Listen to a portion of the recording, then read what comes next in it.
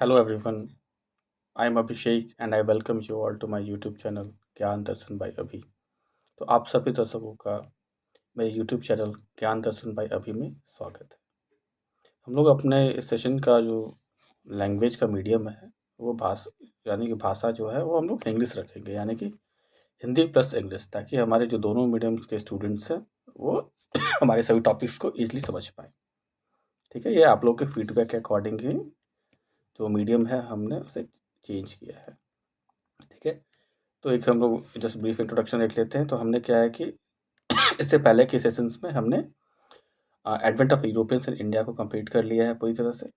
इसके अलावा different land revenue policies जो कि भारत के अलग-अलग हिस्सों में अंग्रेज़ों के द्वारा या ईस्ट इंडिया कंपनी के द्वारा लागू किया गया था, हमने उसे भी पूरी तरह से कंप्लीट कर लिया है।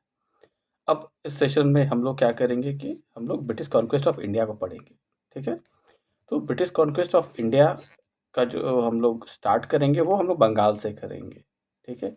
तो आखिर बंगाल जो है उसका सिलेक्शन ही अंग्रेज़ों के द्वारा क्यों किया गया?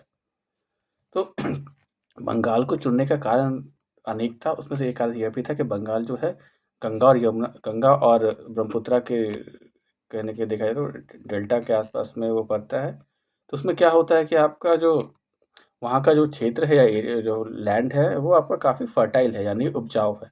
तो वहाँ पे जो आपका किसानों की आय जो है वो बाकी जगहों से कहीं न कहीं कुछ ज़्यादा है। ठीक है? इसके अलावा क्या है कि बंगाल का जो एक हिस्सा है वो समुद्र से भी लगा हुआ है। तो इसमें क्या होता है कि बंगाल को वहाँ पे जो सी ट्रेड है उसके लिए वो काफ़ी फ़ेवरेबल कंडीशन है वहाँ के। ठीक है? तो वहाँ पे सी ट्रेड भी इसलिए किया जा सकता है। इसके अलावा जिस वक़्त अंग्रेज़ों ने बंगाल की ओर अपना रुख किया, उस वक़्त बंगाल में कोई एक मजबूत क्षेत्रीय शासन नहीं मौजूद था। ठीक है? तो ये कुछ कारण थे जिसकी वजह से अंग्रेज़ों ने बंगाल पे आक्रमण किया। ठीक है? तो अब हम थोड़ी-सी बंगाल के बारे में भी जानकारी ले लेते हैं। तो बंगाल जो है उसके फाउंडर थे मुर्शिद कुली खान। ठीक है? इनका कुछ इम्पोर्टेंट कंट्रीब्यूशन है, जैसे कि इन्होंने तकवी लोन को इंट्रोड्यूस किया था। तकवी लोन यानी कि एग्रीकल्चर लोन बेसिकली। ठीक है? तो यह किसानों को जो है लोन मुहैया कराया करते थे। ठीक है? इसके अलावा लैंडलॉर्ड का यूज़ किया इन्होंने, यानी कि ज़मींदारों का इस्तेमाल किया गया रेवेन्यू का कलेक्शन करने के लिए। ये भी मुर्शिद कुली खान के द्वारा बंगाल में इंट्रोड्यूस किया गया था। इसके अलावा इन्होंने क्या किया था, जो अपनी राजधानी है उसे ढाका से मुर्शिदाबाद की ओर स्थानांतरित कर दिया था, यानी कि शिफ्ट कर दिया था। तो ये कुछ कंट्रीब्यूशंस थे मुर्शिद कुली खान के।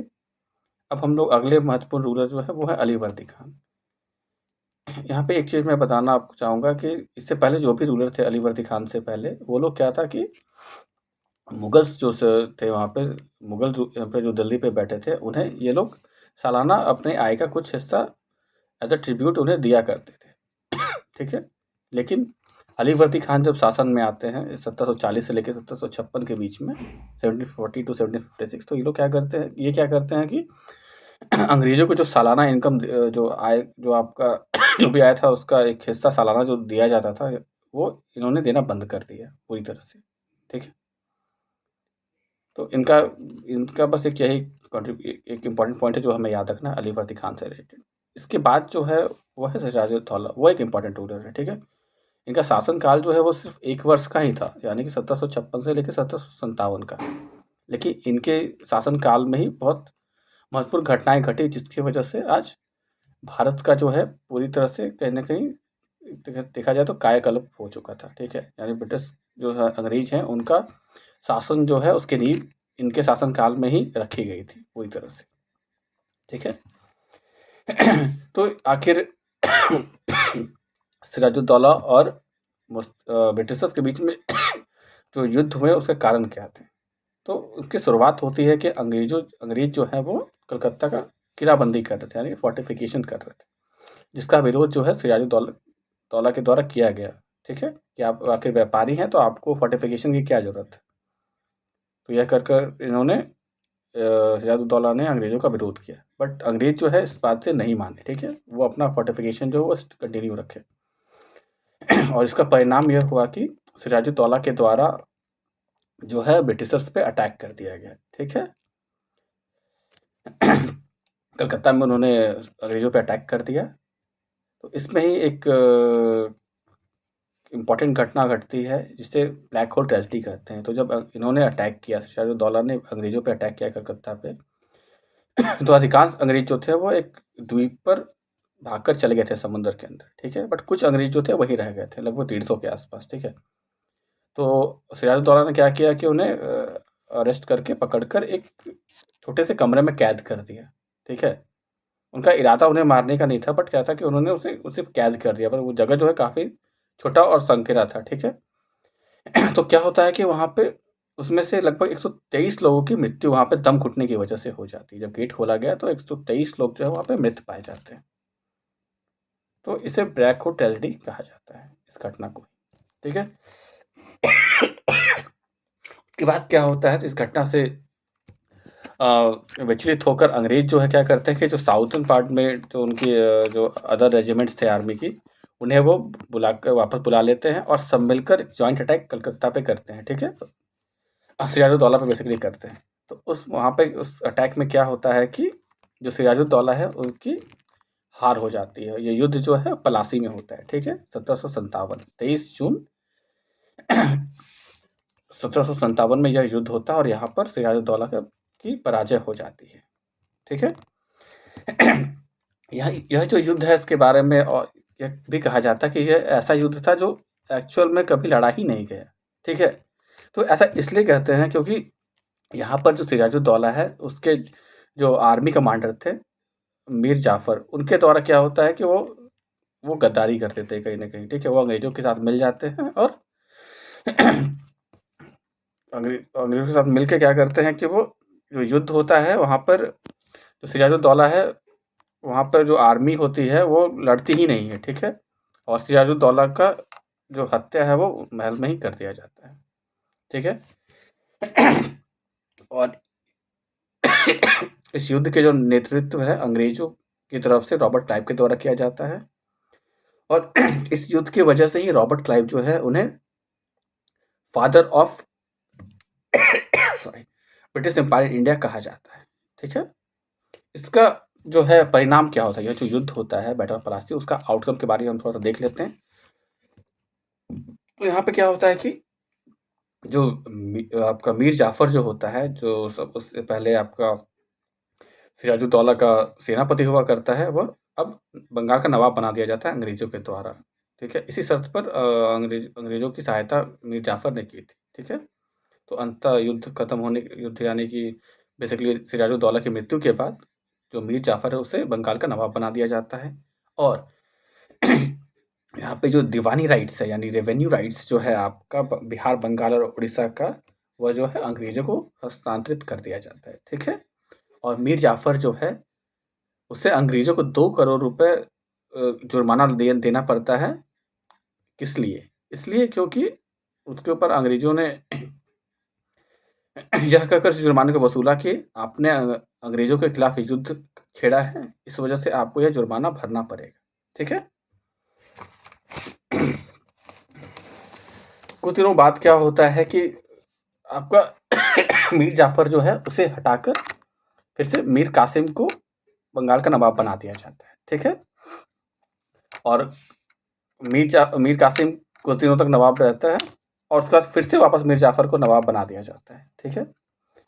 यहाँ पर जब मीर कासिम जब नवाब रहता है तो वो क्या करता है कि जो आपका कैपिटल मुर्शिदाबाद में था उसे वहाँ से शिफ्ट करके मुंगेर में ले आता है, ठीक है? तो इससे पहले हम लोग देखे थे कि आपका मुर्शिद कुली खान जो है वो कैपिटल राजधानी को ढाका से लेकर मुर्शिदाबाद चले गए थे, स्थानांतरित कर दिया था और यहाँ पर हम लोग देख रहे हैं कि मीर कासिम ने मुर्शिदाबाद से राजधानी को मुंगेर में शिफ्ट कर दिया था, ठीक है?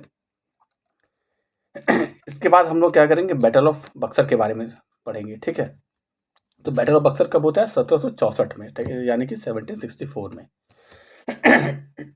इस बैटल में क्या होता है कि हमारा एक तरफ होता है मीर कासिम, शाह आलम II जो कि मुगल एम्पायर है और इसके अलावा शाह शुजा-उद-दौला जो कि अवध के नवाब थे, ठीक है? इन तीनों ने क्या किया, जॉइंटली जो है एक साथ मिलकर अंग्रेज़ों के खिलाफ युद्ध लड़ा और उसमें अंग्रेज़ों की तरफ से कौन लड़ रहे थे? Hector Munro.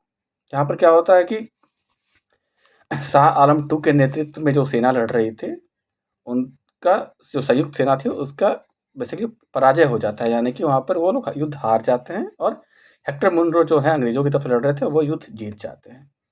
तो इसका परिणाम यह होता है कि ब्रिटिशर जो है वो आपका युद्ध जीत चुके हैं। अब क्या होता है कि ट्रीटी ऑफ इलाहाबाद होता है, ठीक है? ये कब होता है? 12 अगस्त आपका 1765 में होता है, ठीक है? 12 अगस्त 1765 में यह ट्रीटी होता है। इस ट्रीटी में क्या होता है कि एंटायर मुगल प्रोविंसेस जो है आपका, जितना भी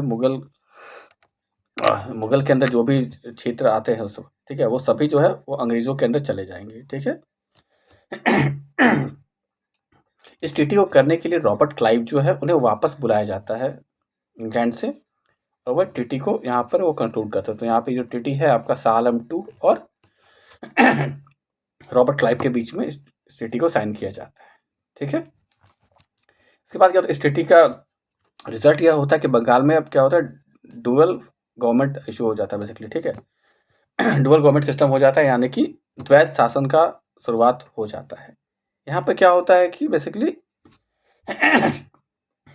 जो आपका रेवेन्यू राइट्स है वो आपका एक डिप्टी नवाब, यानी कि नया पोस्ट यहाँ पे इंट्रोड्यूस किया जाता है अंग्रेजों के द्वारा, वह डिप्टी नवाब को दे दिया जाता है। और जो नवाब होते हैं उनके पास सिविल एंड एडमिनिस्ट्रेटिव राइट रहते हैं ओनली, ठीक है? यहाँ पे क्या होता है, डुअल फॉर्म गवर्नमेंट हो जाता है, ठीक है?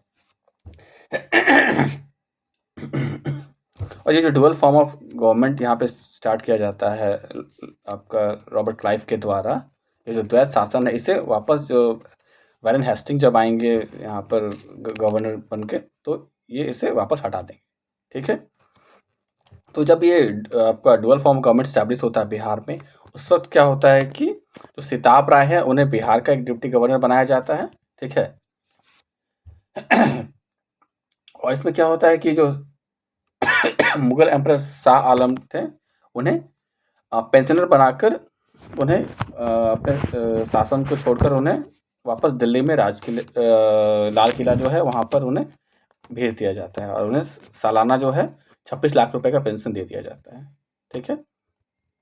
तो यह जो है कुछ आउटकम्स थे आपके बैटल ऑफ बक्सर के। तो यहाँ पर क्या होता है कि आपका ब्रिटिश कॉन्क्वेस्ट ऑफ जो बंगाल है वो कंप्लीट होता है। नेक्स्ट वीडियो में हम लोग ब्रिटिश कॉन्क्वेस्ट ऑफ मैसूर पढ़ेंगे, ठीक है? तो मिलते हैं नेक्स्ट वीडियो में। Till then thanks.